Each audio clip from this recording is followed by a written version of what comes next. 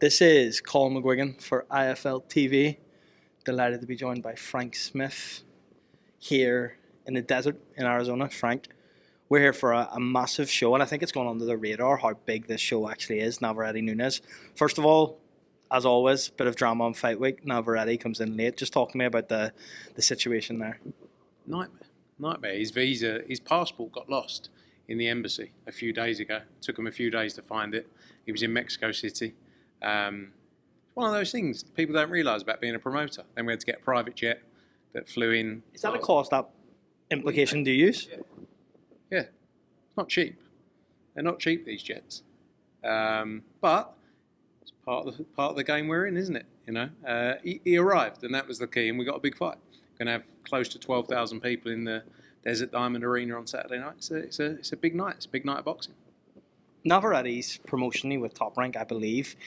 Is that the case beyond this fight, or is Matchroom potentially going to sign him after this? No, look, he's got a promotion. I don't know the terms of his promotional contract, but I know he's got a promotional contract with Top Rank. We have great relationships with them. We always have done. We've always made fights. As much as Bob and Eddie in the past have gone back and forth with each other, we've always made fights well, and this is a brilliant fight. We want to make the best fights in the sport, and we'll continue to do that. We did it with Cruz Murataya a few weeks back as well in Vegas. But yeah, as far as I'm aware, they have a promotional contract with him. Will we expect, it's kind of been a bit quiet on the US front in terms of, we've just seen obviously Amma Williams Adama is announced for the Caribe Royale. Will we see a kind of influx of US shows announced over the next few weeks? Yeah, we're working on a lot of things up until the end of June, probably another 4 or so shows up until the end of June after March 21st. Glad we got that fight. That's a brilliant fight, Amma Adames. And I think he said, look, Adames is brilliant, but I think if there's a time to beat Carlos Adames, now more than ever. He's had 15 months, I think, out of the ring by the time the fight comes around. Ammo didn't look his best in his last fight, but it's very hard to get up for those kind of fights with what happened and what went down. We could crown another world champion on March 21st. I wanted to ask, you say about announcing US shows. The World Cup's in the US, Mexico this summer. Will you look at maybe doing some shows around that, for example, in the New York area with the fights that are on there or anywhere? Is that something you've considered? It's tough. It's very expensive, especially, like you can imagine the costs when these events are on. It's crazy. I mean, look, it's crazy expensive to put on an event anyway. But to put on an event around like an event of that magnitude with the World Cup is tough, but I'm not saying no. We haven't really looked at it yet. I mean, the fixtures obviously make a difference of what teams are playing where. For our global schedule. So I think over the next few weeks or month, we'll have a better idea as we get into that July period. Will Matchroom be announcing any new signings in the foreseeable future? Is that something that is going on behind the scenes? Obviously, we're seeing Zuffa make a lot of moves at the moment. Is it something that you guys are looking at as well? Yeah, I mean, we had a meeting actually with our whole team for about 4 hours yesterday, going through all of our stable and looking at new talent as well. So yeah, we've got multiple fighters we're looking to sign currently. And news very soon on it. I'll not press you too much on that because I know you can't. We'll get into other news. This is the first time I've spoke to you since the Conor Benn situation. Now you've had time to digest it, and I know you obviously had a lot more time than most to digest it before the news came out. Now you've had a bit more time. Just your kind of reflection on that whole situation. I said I haven't changed. I've never changed my tune. It is what it is. We move on. And I see a lot of the comments around he did the best thing for him. I 100% agree with that. I've never sat there and questioned him making a decision. I just think that there was a way to go about it. And that's all it is. We have done a lot for Conor Benn in 10 years. I've known Conor Benn for a long time, both on a business and a personal level. I mean, he hasn't even texted me once. Since the whole situation, he hasn't texted you once? When was the last time you spoke to him? A couple of messages, maybe a week before stuff happened. Back and forth. But I said, and I got some. Our relationship was always up and down. Why was that though? When you say up and down, what was that? Because Conor likes people around him, and not just Conor, but a lot of athletes and famous people like people around them that blow smoke up their arse. That's the reality of it, right? And I'm not your guy for that. And we work in a sport full of bullshit, liars, and a lot of people who will tell you what you want to hear, right? And in the short term, that's brilliant. Loads of people out there will tell you what you want to hear. But what you want is someone who's real. That's just my honest opinion. And you want someone to say, no, you're wrong. Or this. And a lot of people don't like that. And my relationship was like that because I was quite emotionless and I was just straight to the point. And people like Conor's an emotional character. I don't think he'd mind me saying that. I'm not going to sit here and slag him off. I'm just saying that's the reality. We had a lot of good times together, but we also had rows because I was always honest with him about things. And I think as people come into a team, we were with him from 17 years old or 18 years old, went through fights where he didn't look great and kept on backing him and invested. People say we made a load of money. We didn't make a load of money out of Conor Benn. We lost near on 7 figures when the fight didn't happen. That's what people don't realise. I'm not sitting here moaning. Like, it's our business, by the way. So I'm not sitting here moaning, but you see the narratives that spun.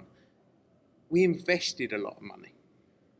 Did we make a lot of money in comparison to what we invested? No. But again, here's what it is. It's business.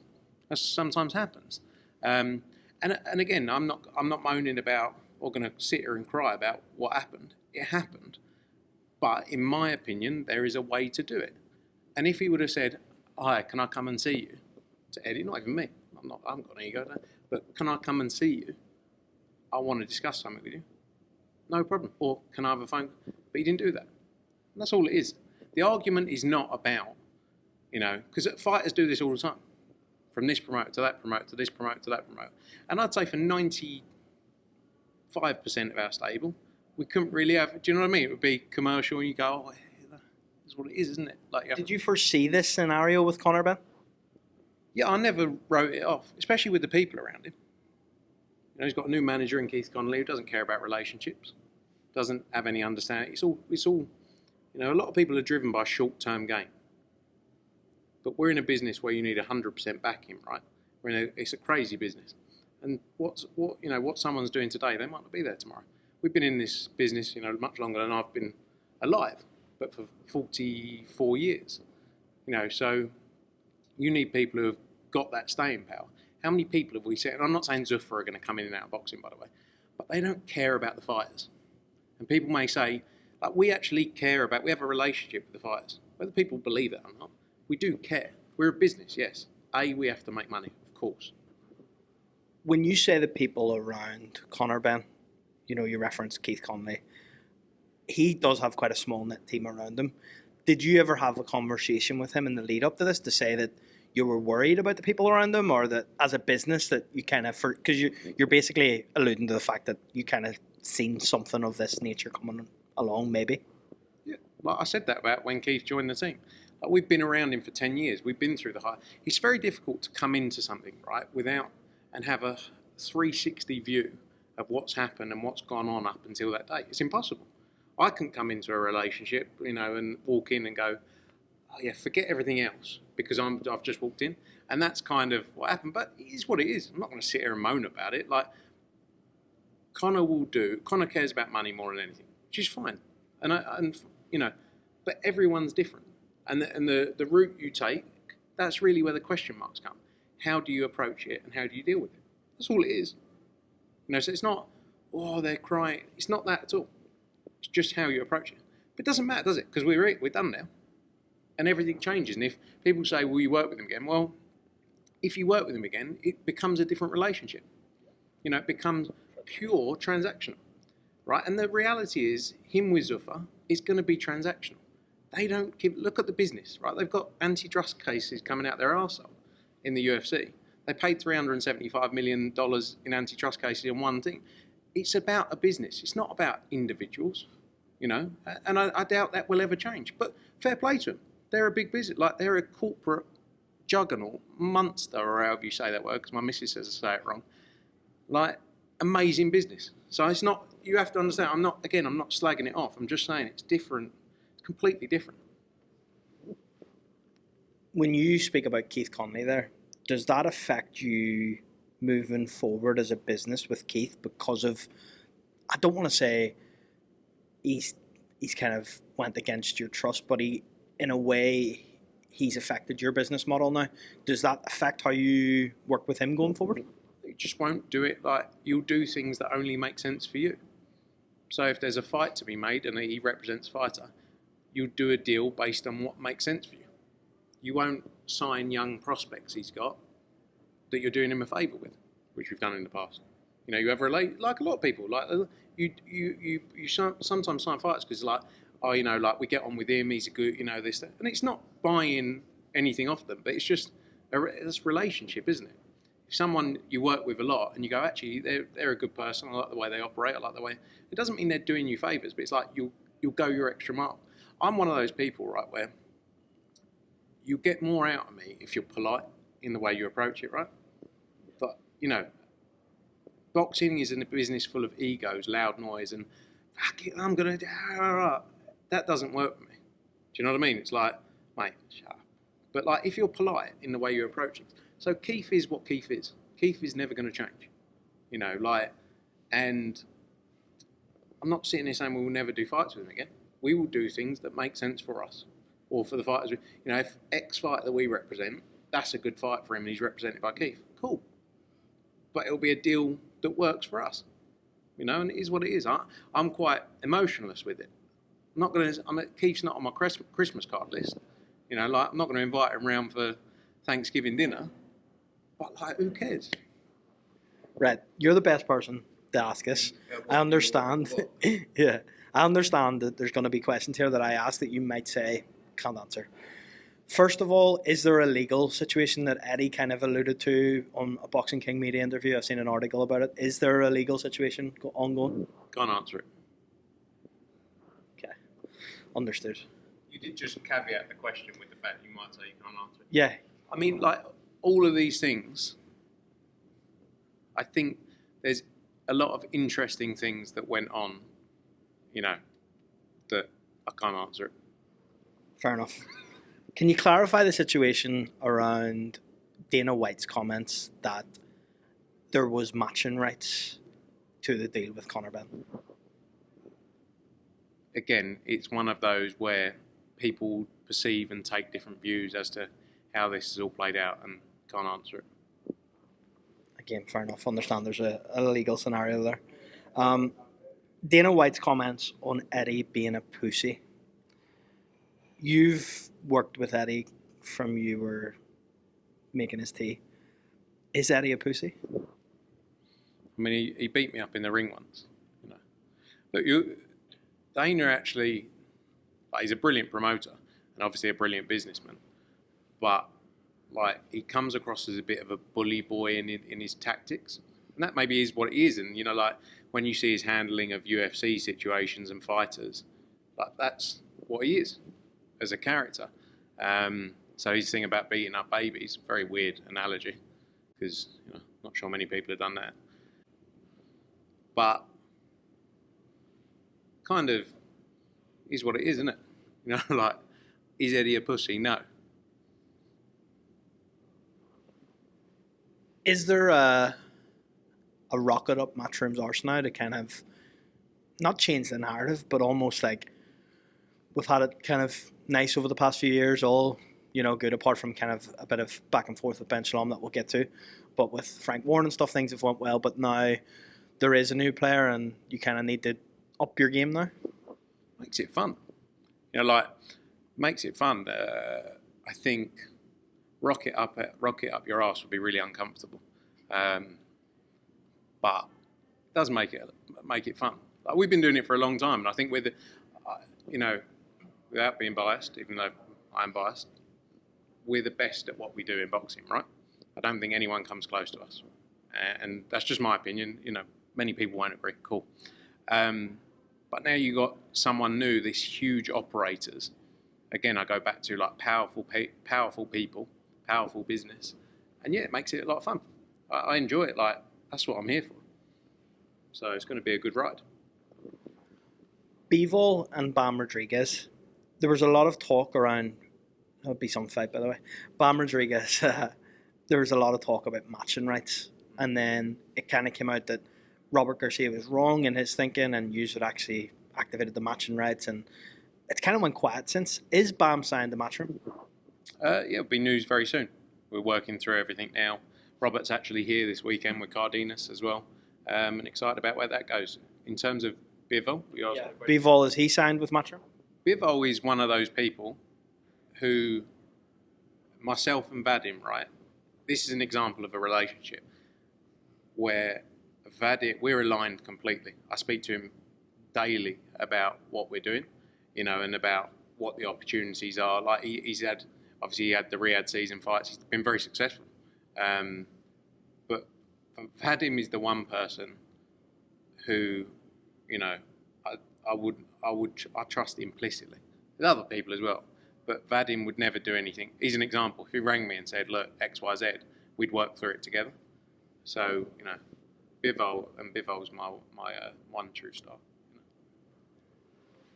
Conor Benn was, other than AJ, and I don't even need to ask you about AJ because there is a lifetime contract there, so I'm not going to get into that. I understand. It'd be stupid of me to do so. But Conor Benn was probably the second biggest commercial star that you had behind AJ. Does this affect his own 5-year extension at all? Does it mean that maybe now you have to go make a statement signing? Or no? We did the deal. We announced the deal. It makes no difference. I mean, look, obviously, again, I'm not sitting here saying we wouldn't rather promote. So don't take that in a manner of I'm sort of unfazed or unbothered by it. But we're a business that's never been defined by a single fighter. Will never be defined by a single fighter. Fighters, we understand, are obviously, without fighters, you are nothing. But we promote 30 plus events a year all around the world. We got over 12,000 people in Phoenix on Saturday night for this show. We had 9,000 in Nottingham last week. Like, that's our business, is it, continuous. So we've got to build stars, new stars. We've got so many great fighters, so many big commercial names. So I'm not going to sit here and go, oh, yeah, happy days, Conor's gone. But it is what it is. And we've got such a brilliant stable of fighters. Ben Shalom's comments on TalkSport, I imagine you aren't happy with what he said. What did you make of his comments and the comparison of kind of the Whittaker situation to the Conor Benn situation?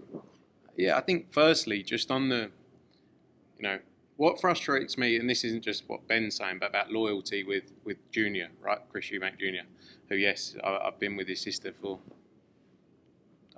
coming up to 10 years. And loyalty is an interesting thing, right? It's built up over a period of time between two people, right?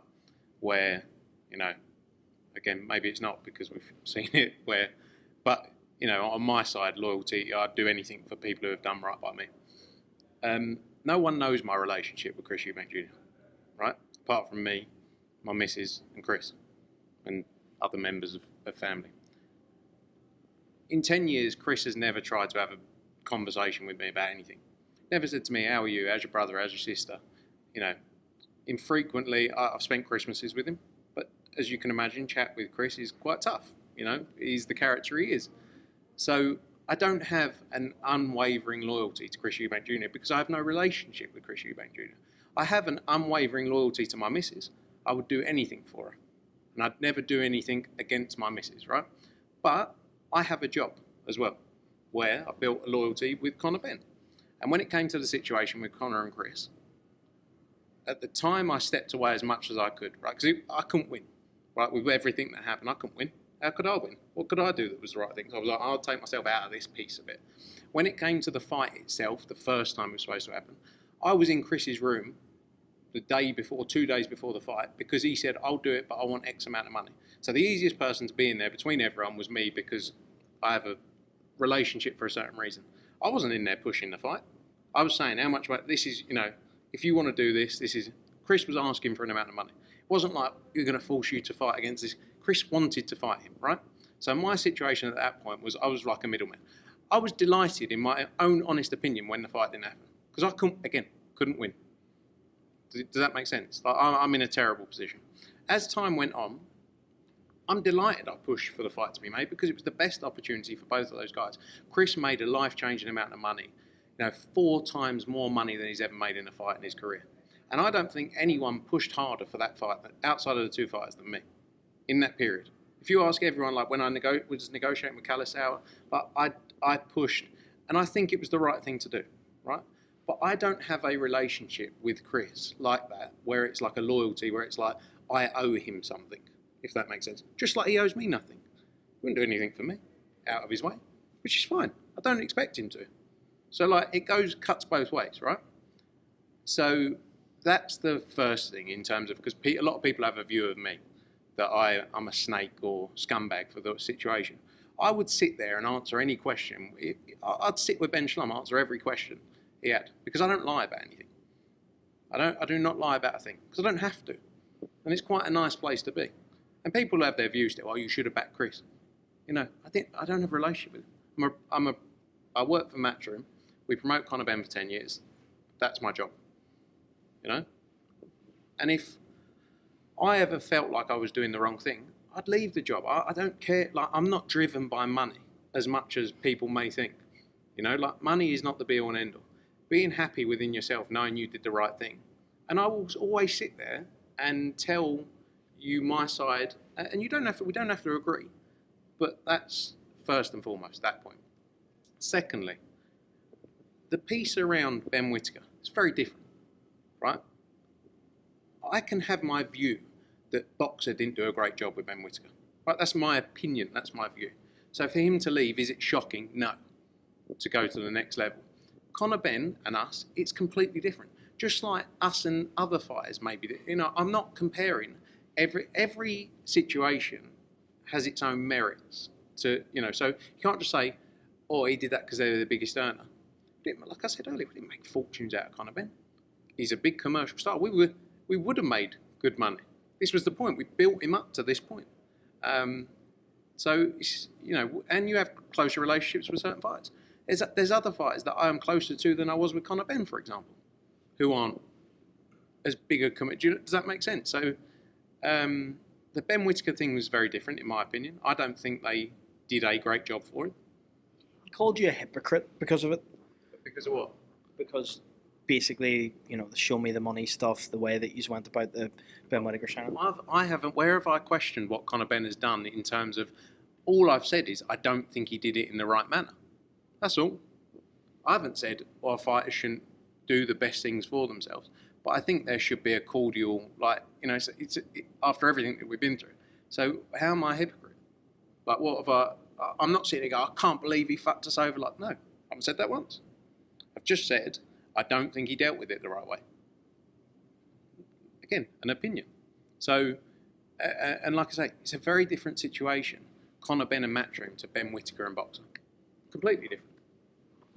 Does it kind of upset you that he's brought family into it, Ben Shalom, in that aspect? Because you're quite a private person, and you've just said, you know, no one really knows your relationship because Eubank Jr. Does it upset you in a way that Ben Shalom's went down that route of kind of publicly outing that situation? And not that there's anything bad about your relationship with Chris Eubank Jr. It is what it is. It's just like a lot of family. Like, no one knows the relationship I have with my family. Like, no one knows the relationship you have with your family. Unfortunately, the difference is here. It's on a public scale, and Chris has obviously said a lot of things about me over a period of time. Does it? Does it bother? I know a lot of things about Ben Shalom, right? There's one thing I know about Ben Shalom, right, that would end him, right? And I've never said it because it brings in it brings up people that I don't think it's the right thing to do. So my dislike for him is not due to business. He's not due to jealousy, as people say. I don't have a jealous bone in my body. I want people to succeed. I'm not that character. My dislike for him is for one sole reason, which a lot of people know in private, right? I've told you before, but I wouldn't publicly out because it brings people into a thing that I don't think. And you've actually, from what I know, said that face to face with Ben Shalom. I think I was actually there. Yeah, I'm not a liar. You know, I'm not a liar. Like, that is one thing about me. I do not lie.